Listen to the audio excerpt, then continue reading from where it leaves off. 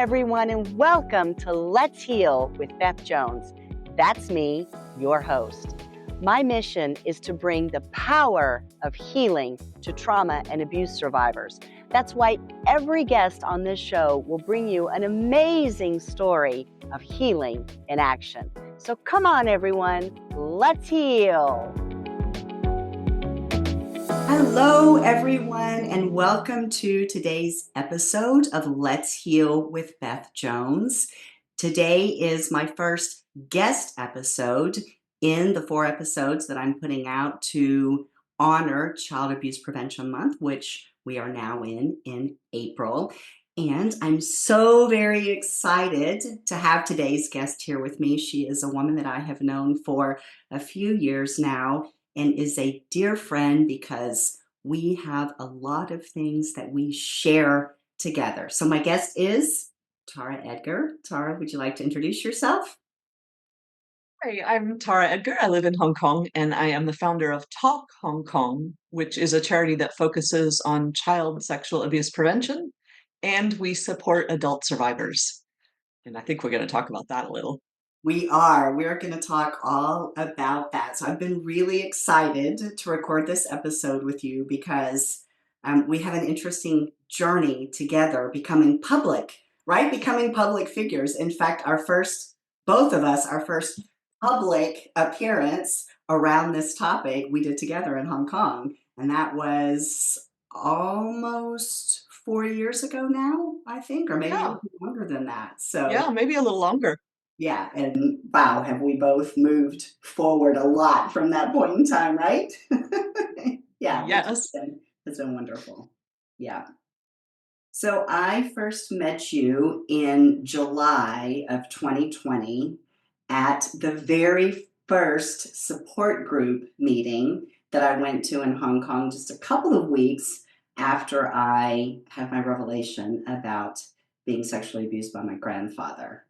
And I found my way to Talk Hong Kong looking for help. And I was very, very surprised to find Talk Hong because you're an American. You've been in Hong Kong for a long time, but you are an American. You founded it for people like me. And I always felt like that from the moment I stepped in there that you had created Talk Hong Kong just for me. Although that's of course not true. You did it for yourself. So why don't you talk a little bit about that for us, about how you got to the founding of the support group side of Talk Hong Kong. Yeah, that's exactly it. I didn't want anybody to do that online search looking for help and find nothing. Mm. And it started because my own therapist was quite sneaky in a very good way. Mm. She, at some point in my therapy, said, "I think you're ready for a support group. Why don't you go out and find one?" And of course, I came back a couple of weeks later going, "There isn't one." And she wisely, and she probably wasn't quite this sneaky about it, but she said, "Oh, well, maybe you'll think about doing something." And I thought, who? Me? Me? How could I possibly be the right one? But that did excite me, and I had never met someone outside of my own family who had been abused. And I was really hungry for that kind of sense of community and understanding that I thought I would get from other survivors, and indeed I did. So after a few months of kind of research and running around to figure out how do you get a bunch of nervous people in a room full of strangers that to talk about their most difficult moments in life. Yeah.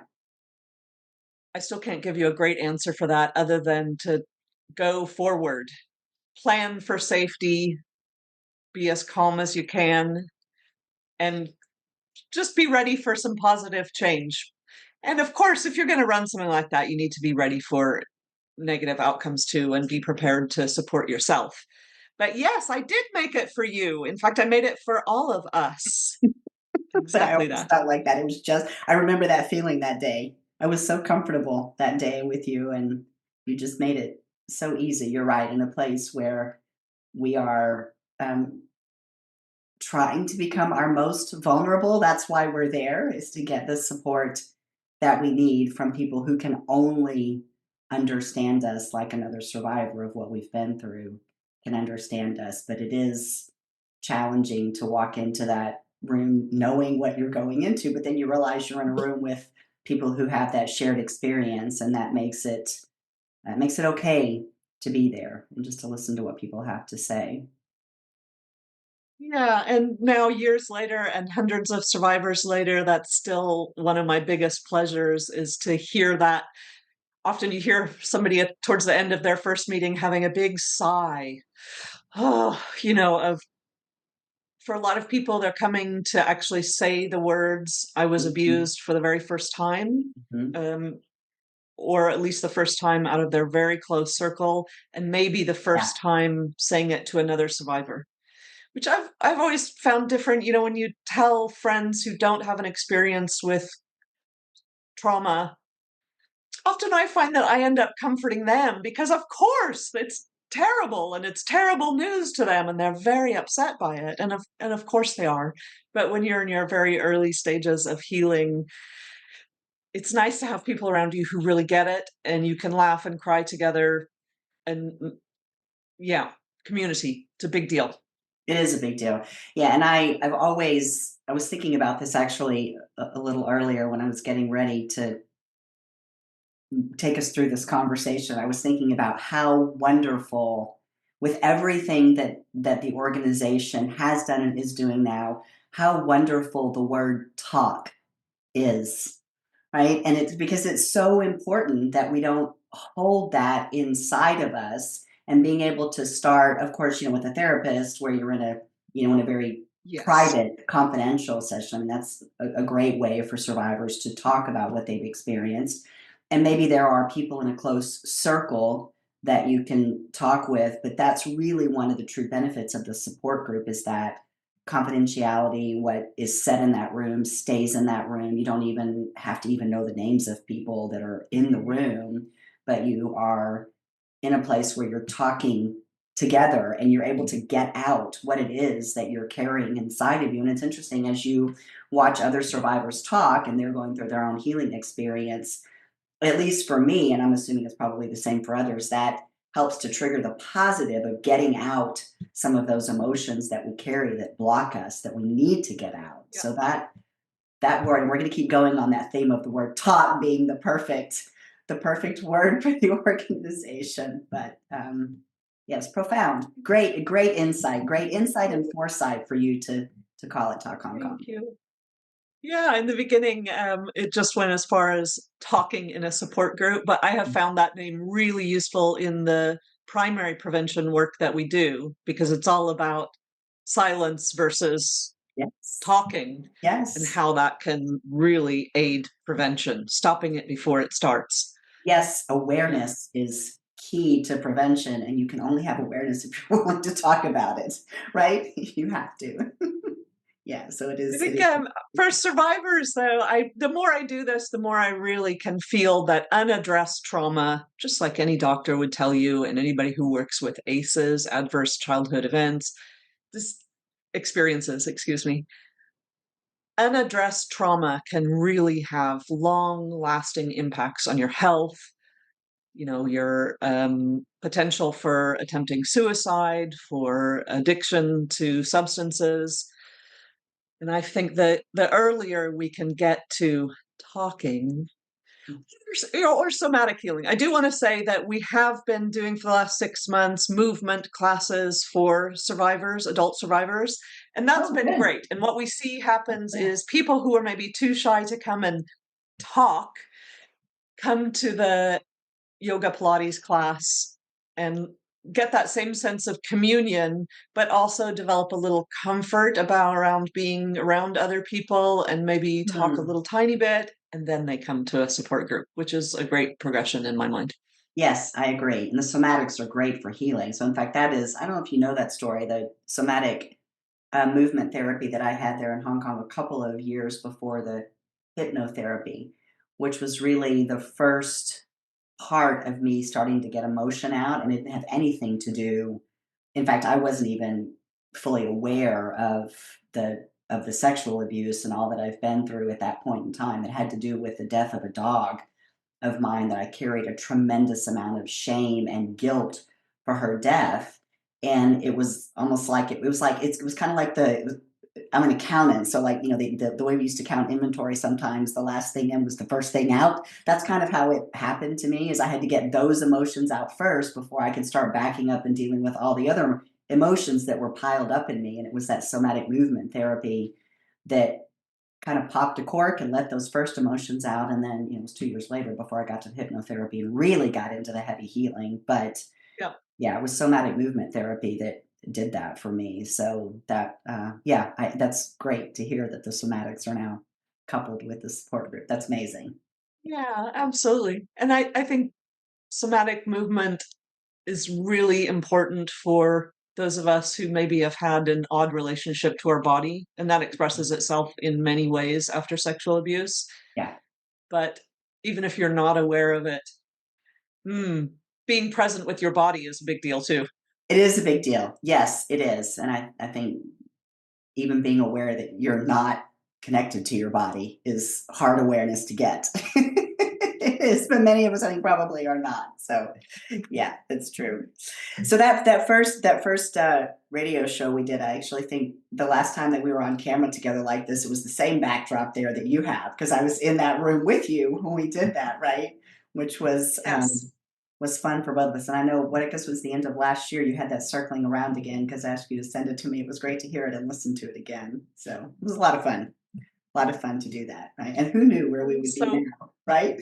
I know, and I'm so glad you were there. I hope you know how much you influenced, really influenced my confidence and my desire to do more with talk.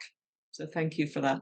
Yeah, well, that's reciprocal support that we have for each other, right? Because I feel like my journey, so much of my journey, I mean, talk was a huge turning point for me in being able to really, it was a huge resource for me and something I really needed to be able to start moving forward. And people ask me what my top tips are and where do you start. I'm like, go find a support group, go find a Tara Edgar, right? That's what I want to Well, you say don't to have to find me, but yeah, a them. support group. Go find a support group. Yeah, that is what I say. Go find a support group. I was actually, one of the other guests that's coming up for this series for Child Abuse Prevention Month. She writes books that are about body safety, right? And so I'm gonna connect you with her, because you probably find her work to be quite interesting. She writes books both Great. for the adults about teaching body safety and for children on what body safety is, right? So Yes. she's doing kind of both sides of it there. But she was talking about doing work with darkness to light. I was like, oh yes, So I brought like all those wonderful memories of all that work Fun. we were doing when we first got started with the legal reform work, right? So let's talk about that. So the journey for talk Yeah. was support group first, and then we did the radio show together. Now you've also done a TEDx talk, so I want to pause on that and some other Yeah. speaking. So why don't you talk about that for a little bit on your journey of really around awareness and prevention? Yeah. Do you want to get started with legal reform or TEDx? Let's talk about the TEDx first. The TEDx Tin How Women is the TEDx that I spoke at, and I just cannot thank them enough. In fact, I just saw one of the leadership team from that 2 days ago, and it's been several years now. And I Yeah, said to her again, you guys changed my life, and you made it possible for me to do what I do now, with way more comfort. yeah. So the TEDx Tin How Women group here puts on shows for about 1,000 people. It's on a big Chinese opera stage, which is amazing. Hmm. But if you've never done big public speaking and you're just coming into your own self confidence, you don't know if you're a vomiter or not. And I was so scared to death that I wouldn't be able to remember what I was going to say, that I would vomit all over the place, and that it would be a disaster. And it was none of those things. Yeah, And I no. learned so much about myself. It was also, of course, the biggest stage I'd ever been on, and said, I am an incest survivor. That's a pretty big deal. I didn't feel like it was at the time, but looking back at it, yes, the whole process. So I was doing the TEDx to talk about our research on child sexual abuse in Hong Kong, which you also supported me with. So that was a step after the law reform stuff. And so that just changed my life in terms of leading an organization, and now I have no fear of public speaking, which is quite handy when It the is. name of your organization is Talk. Yes. That would be one of the ironies of your life. I have been talking, speaking about ironies of my life recently. In fact, I gave a presentation a couple of weeks ago, and that was the topic of it, the great ironies of my life. So that would be yours. That you lead an organization called Talk, but you were afraid of talking. Yeah. Yeah, Afraid of mine presenting. would be that I'm meant to be, intended to be on big stages, but I have had this 5-year-old inner child inside of me that all she wanted to do was hide. Those don't go too well together, right? Ironies of our lives, coming from Yeah. where we've come I from. think I think I've relaxed a lot with myself on failure. Hmm. I was the reason for the vomiting was that mistakes were not something that was allowed in my early life, and the idea that I might get on that stage and make a mistake just scared me to bits. And now I realize mistakes are just human, They are. and it just Yeah, doesn't bother me anymore. So, yeah, that's great. which just makes me very happy, and it makes it much easier for me to go out and do the public awareness work that I want to do. So, Yeah. yay for TEDx. Yes, Yay yes. for a Thank well you. Thank you. organized TEDx. Yeah, yes. Yeah, no, I'm so proud of you seeing you give that speech. It was wonderful. I was cheering for you. I'm sad I couldn't be Yeah. there, but so proud of you. It was wonderful to see it. Yeah. All right. So let's talk about that legal reform work that we did. 'Cause that was sort of Oh, the next big thing that the organization did in its evolution to what it yeah. is today. Yeah. So I think at some point in that first year or two of the support group, when you had joined, I had already started trying to figure out what is going on in Hong Kong with child sexual abuse. What is the research?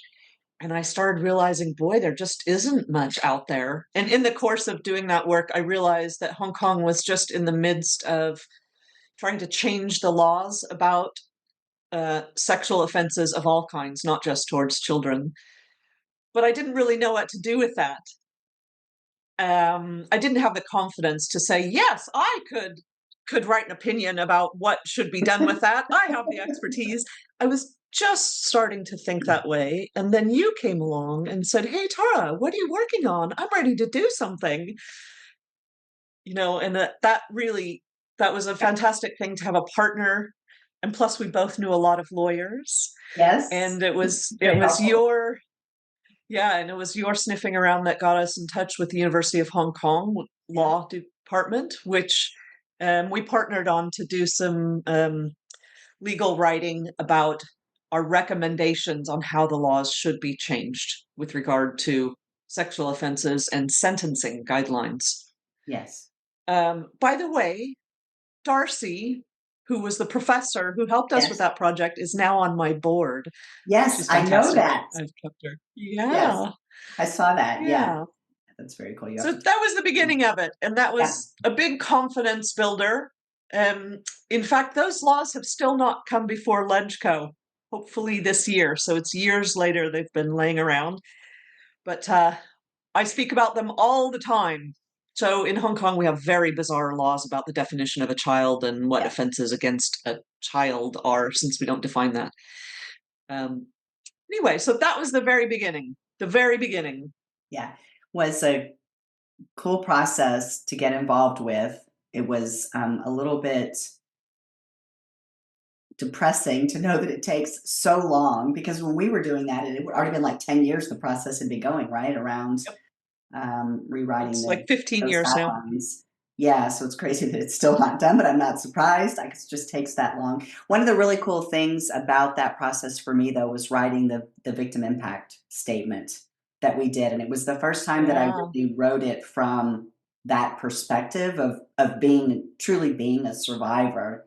Right? And I remember writing in there because there was some weird things about life sentencing and in the proposed laws so that we were commenting on, and I remember writing about that as a survivor what happened to me and how I've lived my life after that until I healed effectively was a life sentence on me, right? And I say that now, the way I describe it now is that at 5, my grandfather chained me to the foundation of the wall that I would build around myself for 45 years and then had to tear down. And we'll always live with that, right? I mean, obviously, I've healed from that trauma, but there are still elements of it that we never heal from that always remain with us, right? And so it effectively was my life sentence. It was your life sentence, right? And so I remember writing about that in my victim impact statement, which I felt was a powerful statement, and it was just powerful to get it out, right? And to know that it was Yeah. going to be used, or at least hopefully somebody was going to read it who was going to be making decisions about the law reform in Hong Kong, which was it just was a kind of an exhilarating feeling to have being a part of that. Yeah. Yeah. Did it feel like that was the first kind of inkling you had that your trauma gave you expertise and that you could do something with those expertise? Yes, absolutely. And I talk about it now in terms of lived experience, right? Unless you've actually been through it, you don't really know anything about it, right? So about the experience itself or healing from it or any of it. And so, um, yeah, that is the first time that I felt like owning my story and that I had experience that was valuable to help other people. And now absolutely that I'm an expert in what I know about that from my own lived experience. So it was definitely the first time I felt that way. The advocacy side of it is what was so powerful to me, and that's what I really wanted to do. Was also the beginnings of I'm going to do something with this. I'm going to turn my bad into good and do something with it because it was just. I mean, obviously, I know I'm the healing mentor. I know that's the path that I was on, but that was a very early part of feeling that was writing that victim Yeah. impact statement. Yeah, I think that period also taught me something about my project brain. And Beth, I would say you also have one. I I do. think for most of my life, I used projects, doing something, to be a distraction. And now, when I'm working with people who would like to do something, I'm super conscious of, I think it's important to go through a phase of feeling the things Hmm. and learning how to sit with feeling the things.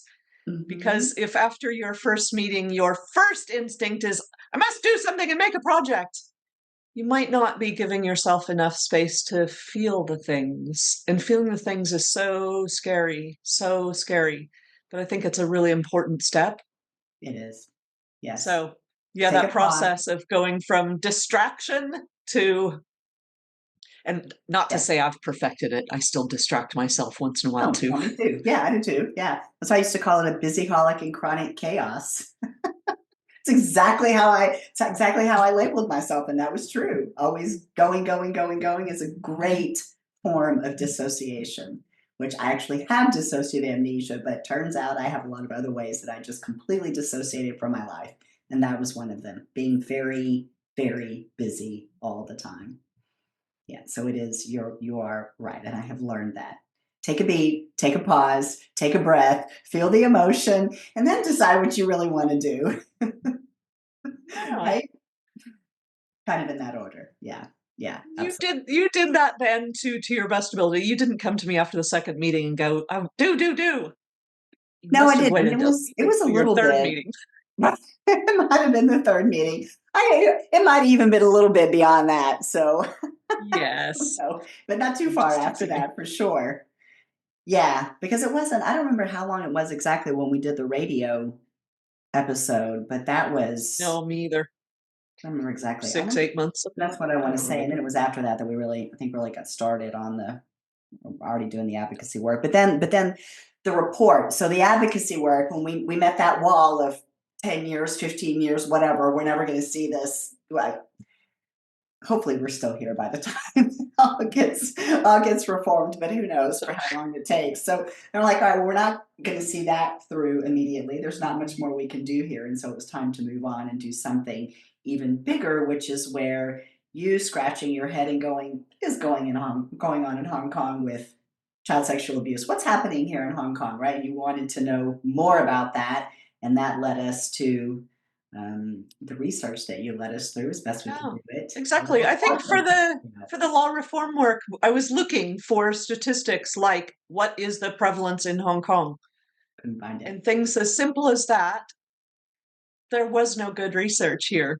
So Mhm. it made us realize, I think, there is a huge dearth of research, and there aren't a bunch of experts out there working on it right now, at least not for these types of things. So maybe we are the experts, hey?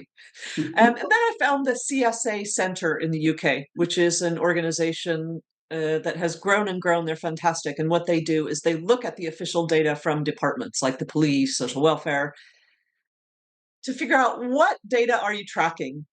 What do we know and don't know from the official data? And it's mostly don't know in our case. And it was in the UK too, but they've progressed a lot over the years because ideally in prevention, you want to get specific, right?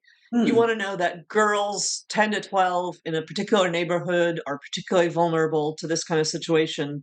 How are we as a community, as a police force, as parents, how are we going to make some plans around that? And we just had none of that. And I just started off with that kernel of, my God, we don't even have good prevalence numbers. It turns out prevalence in Hong Kong is the same as it is everywhere else. It's just, unless you're in a war torn state, it's pretty similar everywhere 10 to Yeah. 15%, possibly even more, I think. So then you and I started trying to figure out how do we get that data? Who's going to help us write the legal aspects? And that was Mhm. Darcy from Hong Kong U Law Yes. Reform Commission. I mean, Yes. Law Reform Commission, Law Department. Sorry. Yeah. Yeah. And piecing together the stats that each of the different agencies and organizations that we contacted to get information from, that was one of the things that was most surprising to me, is that you could not tell a story, right? So there wasn't like a story where you could go, was looking for, like, the funnel that starts with how many cases are even reported in any form and then move down to a Yep. prosecution, right? I mean, there was, and your sentencing, Yep. because that's what started and that you could not, there was no consistency in the data that the different agencies and organizations were Yeah. tracking, if they were And, tracking anything at all. So you could not build that story. yeah. And just like in your former job, follow the money. And if you Follow the can't money. follow the money, it's really hard to tell the Yeah. story. In this case, we're following kids. So if a kid turns up at social welfare department, okay, the stats are pretty good there, relatively. But by the time they get to police, we're no longer recording the age or gender of the offender. Yeah. Uh, by the time it gets to the Department of Justice, we're not recording the age or the gender of the victim or the offender. So you just kind of lose track of who's vulnerable to what and what's the outcome of those cases that are reported. And by Yeah. the way, only about 4% of cases are reported. Yes. So let's say we should have about 8,000 cases a year based on our research. Uh, an average of about 350 cases a year are reported to social welfare, similar to the police. But then by the time it gets to the Department of Justice, which prosecutes major crimes, there's about 40 cases a year coming to court. Convicted, probably about 25, 30. Most of those do not serve a custodial sentence. And the ones who do mostly serve under 2 years. Yeah. But there's just not enough clarity to make a real story out of that. So Yeah. that's one of the things we need to work on, and every jurisdiction does. Help the departments, because it's not that they don't care about kids. It's that structurally, Yeah. unless someone has said we have to do this and there's a priority on this because we have a public health crisis and the form needs to be redone, and then you have to be taught how to fill in the form. All these little nitpicky things need to be done so we can understand the crimes better and prevent them before they start. Yes. Yes. So, how is Hong Kong doing with the idea that this is a public health crisis? Well, I just did a speaking engagement the other day at ESF, which is our largest international school system here. and the police were there. It was fantastic. Oh. So, two people from the family Mm. conflict and sexual violence unit were there, and they were very well informed and absolutely lovely. But that's two. That's two.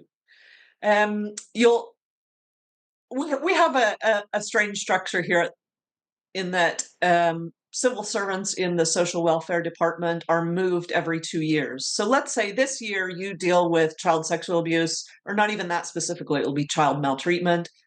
But then next year you'll be moved on to elder care. So the knowledge that you've accrued is lost. And also their resources are just low. So what I hear from lawyers, and it's usually family lawyers because they're often the first ones to see situations of abuse, they'll hear from social welfare, if there isn't a bruise, we just don't have the resources to investigate. And as we Yeah. know with sexual abuse, there's almost never a bruise. There's hardly ever physical evidence. So it's not that anybody wants kids to be harmed, but just structurally, we don't have the right amount of resources going into it. And so the more research, the more public awareness, the more I can drive demand for Yeah. change, the better for Yeah. kids. Yes. Yes. Which is really, I keep thinking about the public health crisis, because it really is what I said earlier. When you're a victim and then a survivor, you really have had a life sentence put on you. That is that public health crisis, right? Because it shows up in so many different ways, right? And I think about Yeah. all of the experiences. I've been talking recently about the experiences that I've had in my former professional career in performance reviews, for example.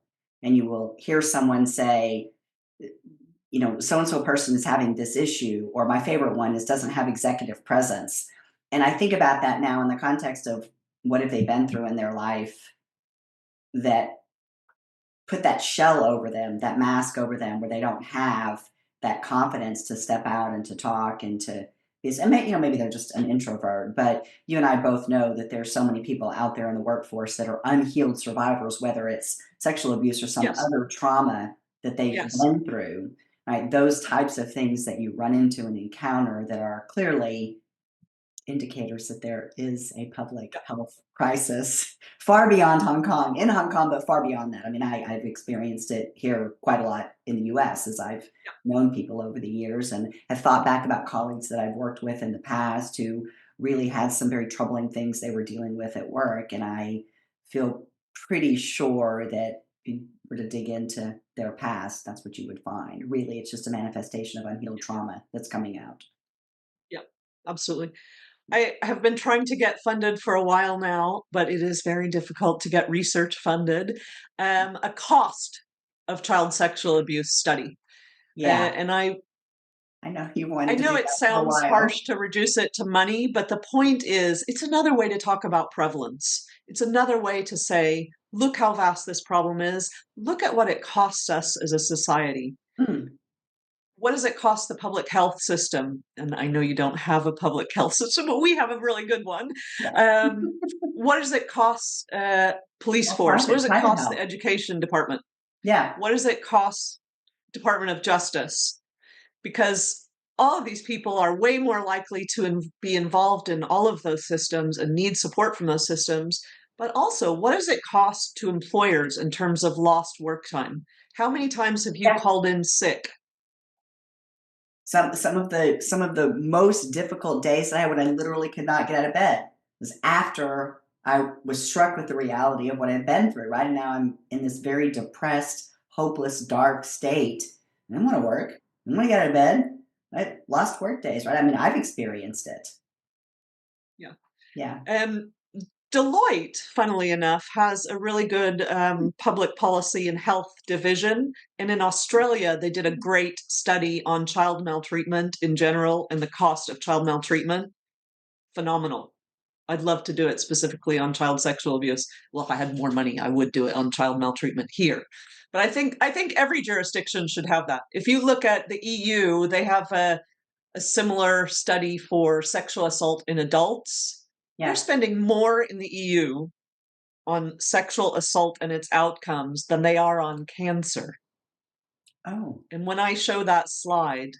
that's often, even though I've just said 12% of kids, it's real bad, often that's the slide that makes people, I Interesting. don't know, somehow that maybe it's just because it's about money. I don't know, but it somehow that strikes home and the proportion of it. Yeah. Well, I mean, because exactly what you're saying is the problem, right? The awareness of what we're carrying inside of us and how that is going to show up in some way, right? I mean, I don't know. I mean, God bless the survivor who never has any kind of issues after what they've been through, right? I mean, I don't even know that there is one, but the survivor that just sails through all of it without it ever showing up some way in their life. I find that really hard to believe that that person exists or has ever existed, knowing what I know, being the expert that I am from my own lived experiences and knowing who I am. But we just don't think about it that way, right? I mean, we don't think about how trauma and abuse affects us as individuals and then how we are interacting with the world around us, that we pay it forward, right? I mean, we're paying forward the not great stuff that we're carrying inside of us, we're giving it to other people, right? And so whether it's some sort of an illness that we have or the way that we treat people, right? I mean, there is a cost to that really impacts so many people around us. Yep, everyone, the whole society. And that's why over time I have also come to think of the support groups as that's a kind of tertiary prevention. That's Hmm. preventing Yes, generational harm. it is. Not Yeah, only is it that's right. helping the individual, it's it's going to improve the chances that their children or Yeah, close relations are not harmed yeah, by yeah. them. Well, I mean, and interesting you bring that up, right? Because we're just talking about the cost around us as an individual, but the trickle down effect, hurting people, right? And that generational passing it down the line, which is what I've experienced, it's what you've experienced, right? I mean, that it's just exponential, just keeps going on and on and on if we're not preventing it, right? Yes, Yes, which brings us that's around, right? Brings us around to the actual mission now, or one of the main missions yeah, for the charity, right? The Talk Charity. yep. Yeah. So we do really focus on primary prevention. Like I said, Mhm. stop it before it starts. So secondary prevention means educating the public, working with abusers who probably have not been convicted yet, or people who are interested in abusing. So, intervention in harmful sexual behavior, which we Mhm. have not quite got to yet. I do focus mostly on primary prevention, which is training adults to take proactive, protective actions. I do not mean telling kids to say no. I mean the adults taking action that will protect children. Yeah. And and then we do that tertiary prevention, which is working with survivors. So I've got, as you can see, gotten a lot more structured. Um, and I love all the things we do, but to me, really, primary prevention is where it's at. The Yes, I further agree. upstream you can get, Yep, the better. I agree. I just did a conference with Isabel Schlig from Charité Hospital in Berlin. Do you remember I told you that went to meet the pedophile treatment Yes, center before I yes, even started talk? yes. And then I've been back again and have kept in good touch with them. Anyway, we did a conference together the other day, and she was just reminding us that pedophiles are not the only people who offend against children. I think we have, maybe it's just a shortcut, but it might also be a big misunderstanding that we think the only people who would sexually harm a child are pedophiles. And that's simply not true. In fact, I would say they're in the minority. So if you Yeah. think of a pedophile as someone who has a sexual attraction for a child, probably from a pretty young age, whether they have acted on it or not, compared to people who find satisfaction in control, which I Yes. think is probably the majority. Power. Over the Yes. hundreds of survivors I've worked with, it's the vast majority. That's Yeah. more the case. Yeah. All right. So tell me what's next for Talk. Where are you headed with it? What's what's next for talk? Just in this year, we are looking at localizing our primary prevention training. because I'm an English speaker, I offer it in English, but clearly we need to have it in local context. And I think that's probably true in the States, where you see Darkness to Light has now a Spanish version, for example. Similar here. If you want to reach a broader audience and use scenarios that are meaningful here, the training will sink in better.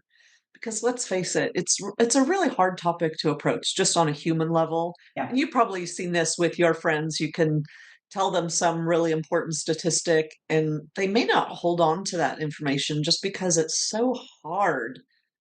It's so hard to contemplate that being done to a child. So whatever we can do to make it more relevant, the better. Yeah. And so localization of content is a big deal. This year, I personally will be working on harmful sexual behavior intervention training so that I can get geared up to hire a team to do that. Don't know if I'm the right person to work with young people. I find that pretty difficult, but I know that that's just absolutely necessary. And primary prevention, like I said, is where it's at. And we're seeing just more and more evidence that if you can kind of nip it in the bud, let's say you have a 12-year-old who's acting out in some problematic ways. If you Mm-hmm. can help that young person identify and cope with that, whether they are a pedophile, as in someone who's attracted to children, or someone who has had free access to porn for years already and has a really warped idea of what sexual behavior is, or someone maybe who has been harmed Mm-hmm. themselves, if you can help them deal with that earlier, probably will not go on to offend. So that's really important, I think. Yeah, I agree. Yeah, prevention. Stop it in the first place. Yeah, which brings me around to what I said earlier. The great name for the organization, Talk, because prevention is all about talking as well, right? Creating Yes, awareness is all about talking about the problem. Yeah. And that's I think that's part of the gift that you have, and certainly the gift that I have is the ability to talk about it from our own experience. But the word that I hear for me fairly often is in a disarming way.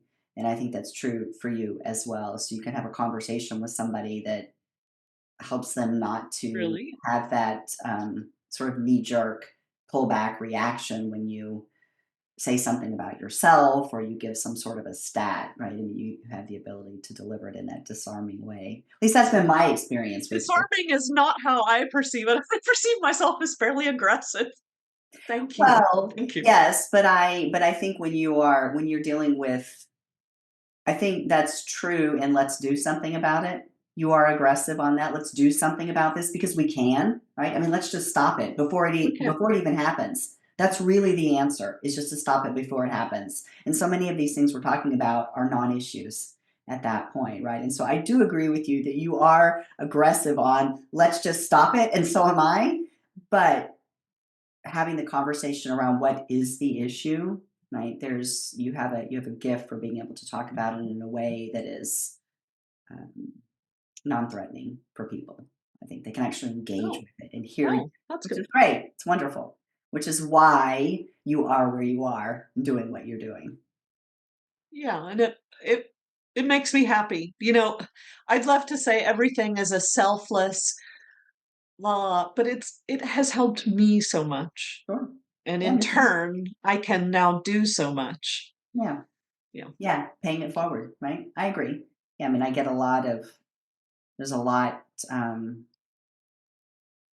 I feel I still have that feeling that there's good coming from my bad. And I may always feel that way, that maybe it's trying to put down the bad still, even though I've healed and so much healing from the past and what's happened. I still feel like there's a counterbalance maybe that I'm trying to give some a little equilibrium and maybe even get in favor of the good that I'm doing with that. And so pouring out into other people to try to help them is part of that for me. And I think it'll always be there, which I think is probably true for you too. Yeah. And I think that's something we talk a lot about in support group. is that, when you very first start this, it just seems so overwhelming and like that it may actually kill you, that the Yes, pain of that grief may I have actually felt kill that way. you. Yes. But over time, the practice of talking about it, at least for me, and I think for quite a few survivors, the practice of talking about it deepens and it lessens the grief. Mm. But also over time, you experience this process of, oh, there's something I need to deal with, some particular pain or trigger that you're working on. And you realize that you can go through that process of tackling it, which will be quite painful, but you have the experience of feeling a bit better after the last thing you've tackled. And it becomes much more achievable in your mind. Where when I was younger, I just thought, better to die because it's not achievable. And I could not think of how to figure it out. So better to die. Nice not to have that pressure anymore, hey? Yeah, and I'm so grateful that you don't have that pressure anymore, and I'm so proud of you for the work that you've done to not have it, because the gift that you have that you're giving in Hong Kong is amazing, right? And to be one person who's a survivor who is going to have a ripple effect to help other people, people that you're never even going to know about long into the future, that's amazing. Right? I mean, just that trickle down effect we were talking about, that 12-year-old you were just talking about, right? You stop that 12-year-old now, that is potentially generations of children to come who aren't going to suffer under the behavior of that one Yeah, person. And that is absolutely. huge. It's a massive gift to be able to give to all of those people who are going to be saved. And so for you to be here doing that in Hong Kong is, it's Feel very awkward amazing. with the gift part. I think Okay. it is. It is a Oh, gift. Trust and me, that, it is a gift. I do know that. It is a gift. Trust me on that. thank you. It is. And I Yeah. think when you and I both first met, we were both just learning to have some kind of patience, I guess, Yeah. or a particular kind of patience. And I have definitely realized over the years that this is a generational change. It is. As Yeah. much as I want to do it Yeah. all right now, Yes. persistence is the key, because Yes. building a protective community doesn't happen just because I screamed about it once or twice. Yes. You know, Yeah. and Well, I mean, looking at yeah. ways that we can all, in whatever capacity, can build a network. Maybe that's just around Yeah. you and your family, maybe it's your block, maybe it's your city, but Yes. looking at ways to do that over time. Yeah. I mean, ultimately, that's what you're doing is the generational impact. That's what I'm doing, trying to help people heal now so they're not passing on in their own family units or the Yeah. people around them, right? I mean, it really is about, let's just stop it now, right? And the way that just going about it in different ways, but ultimately it's the same Yeah, mission. Mhm. absolutely. It's all part of the same, it's an ecosystem. It It does is. not stand by itself, Yes, and we cannot do it by ourselves. that's right. No, we cannot. But we certainly can enable other people to help us do it, for sure. Yes. Facilitate that Yes, process. Let them know they can do it, right? You can heal or I you can can. stop it. Whichever way you want to go from our two perspectives, you can heal from it and not do it, or you can be active in prevention, right? I mean, it's the same Yep. thing, protecting people, Yep. ultimately. Yeah. It's funny. At the end of a lot of conversations I have with general public or educational facilities, or a larger group of people who haven't been through trauma, at some point I always have to say, look, this is a public health crisis. It sounds dire, but it is survivable. It is. It is survivable. Yes, and you can heal. We all can. Yeah, not only survive, but heal Yeah, and ultimately thrive, right? We can. yeah. I'm Yeah. taking a massive shortcut with language there, but yes. Yes. Okay, so we should say we can survive and thrive. Get to the thriving Survive part. and So, thrive. all right. So, tell me, just quickly tell me what you having any kind of global aspirations moving out beyond Hong Kong with what you're doing? I think right from the start, I felt this, and I do still feel this.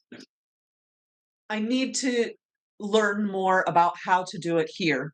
I think a Hmm. lot of prevention, once you get that general idea of Adults are responsible. As much as we should absolutely teach kids about body boundaries and, starting from a very young age, we see a lot of research about how just teaching kids does not reduce harm. It does not increase reporting unless the guardians are involved. And I don't just mean teachers, I mean parents and guardians at home. So I feel like I have so much work to do on that here.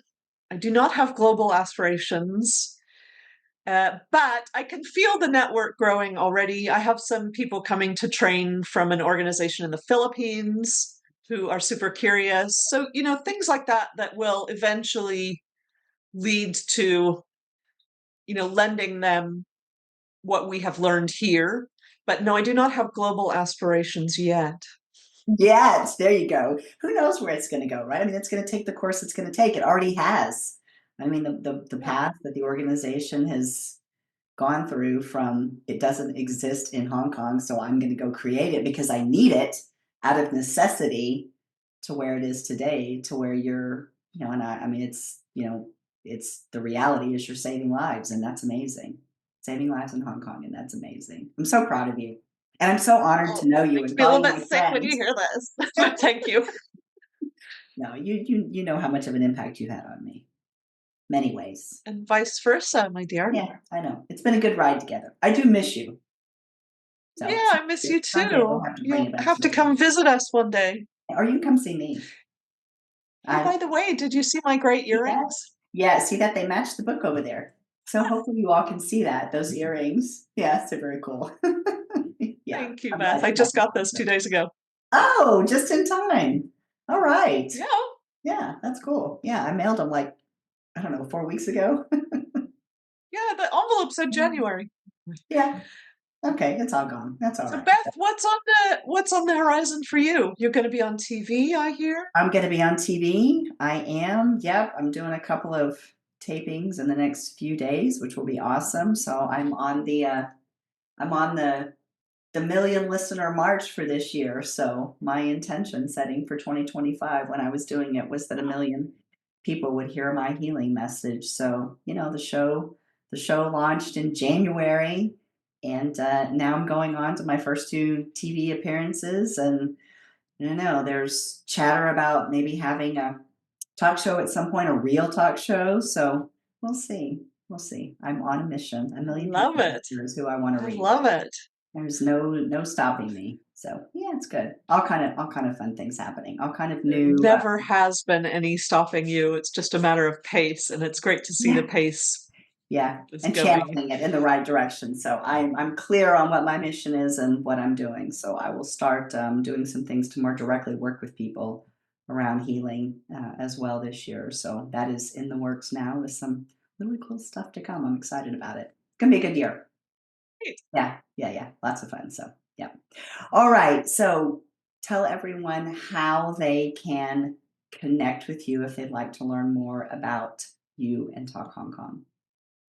Sure. Come look at the reports. Come look at the training that we do in Hong Kong. By the way, we do use Darkness to Light, and that's available in the States primarily. It's a Mhm, fantastic program. I really encourage anyone to mhm. take the course or become a facilitator if they're ready. And that's Stop It Before It Starts Prevention for Adults. And you can find us on talkhongkong.org. And I will drop links to both of those resources in the show notes. So folks in Hong Kong can find you, and folks in the US can find Darkness to Light. But I would also say, from my own personal experience, no matter where in the world you're sitting, both of those resources are great resources. So don't let your location stop you from connecting either with Darkness to Light or with Tara at Talk. Hey, Beth, also, by the way, we keep running out of your books because we have a library that we give to survivors at meetings. So well Oh, done you. I'm always super proud to hand it over. oh, yeah, I'm so excited to hear that. See, that's part of the work. All those people that are gonna hear my message that I don't even know who they are, and that just brings me so much Exactly. joy knowing that that's happening. So, thank you. I'm so happy to hear that. You're wonderful. welcome. Thank you for Oh, doing it. my Fantastic. pleasure. My pleasure. Yeah. So we need to replenish you. We'll talk about that. Yeah. Okay. All right. Thank you very much for being on the show today. I've enjoyed catching up with you and always inspired by the wonderful work that you're doing. Keep going. Keep healing. My Keep helping people. deep, deep pleasure. Thank you. Yeah. I love you very much, Yeah. sweetheart. I love you too, hon. All right, everyone. That concludes today's episode of Let's Heal. And you know what I'm going to tell you? Keep on healing. I hope you have enjoyed today's episode of Let's Heal with Beth Jones. If you did, please subscribe to my YouTube channel at Beth Jones Healing Mentor. And if you'd like to know more about me and my work to help other survivors to heal, please visit me on the web at empoweredsurvivors.com.